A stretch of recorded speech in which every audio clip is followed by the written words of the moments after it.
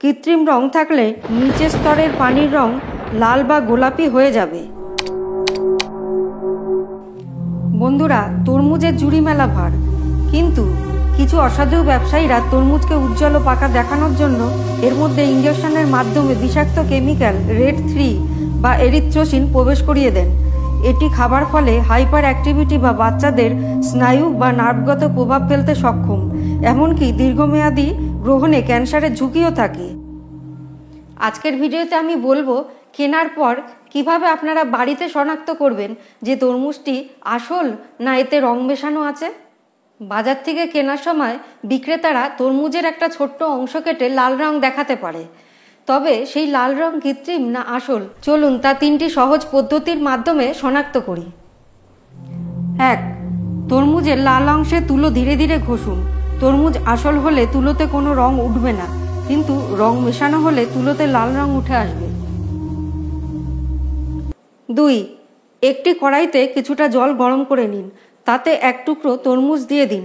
দ্রুত জল লাল হয়ে গেলে বুঝবেন তরমুজে রং মেশানো আছে, ভালো তরমুজে কোনো রং উঠবে না। 3. তরমুজের একটা ছোট্ট ফালি কেটে নিন, এরপর এটিকে টিপে রস বের করে নিন। রসটিকে স্বচ্ছ গ্লাস বা লম্বা পাত্রে রেখে সেই রসের সমপরিমাণ নারকেল তেল ওতে দিন। এরপর দ্রবণটিকে 1 মিনিট ঝাঁকিয়ে রেখে দিন। 5 মিনিট রাখার পর পাত্রের দ্রবণের নিচের স্তর যদি পানির মতো সাদা হয়ে ওঠে, তাহলে বুঝবেন তরমুজে কোনো কৃত্রিম রং নেই। কৃত্রিম রং থাকলে নিচের স্তরের পানির রং লাল বা গোলাপি হয়ে যাবে, কারণ কৃত্রিম রং তরমুজের জলে দ্রবীভূত হয় না। গবেষকরা বলছেন তরমুজে প্রাকৃতিক রং লাইকোপেন থাকে, যা নারকেল তেলের সঙ্গে দ্রবীভূত হয়ে পাত্রের উপর হলুদ রং হয়ে ভাসে, আর তরমুজের পানি নিচের স্তরে পড়ে থাকে। কৃত্রিম রং তরমুজের লাইকোপেনের সঙ্গে দ্রবীভূত হয় না, তাই নিচের স্তরেই থেকে যায়। আর বলবো, তরমুজ কিনতে যাওয়ার সময় কয়েকটা জিনিস খেয়াল রাখবেন। 1. পাকা তরমুজের বোটা হবে বাদামি রঙের, আর তা অধিক পাকা হলে সেই বোটা খসে যেতে পারে, আর কাঁচা তরমুজের বোটা হবে সবুজ রঙের। 2.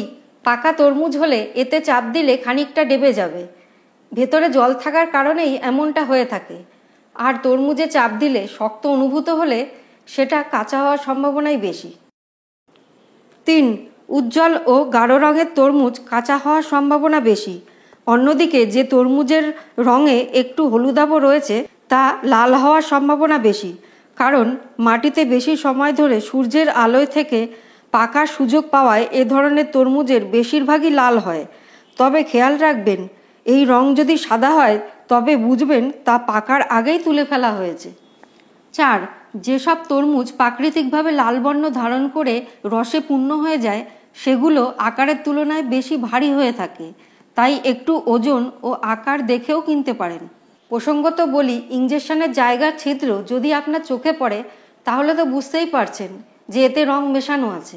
না হলেও এই ভিডিওতে বলা 3টি পদ্ধতির মাধ্যমে আপনি খুব সহজেই বুঝতে পারবেন তরমুজটি আসল না রং মেশানো।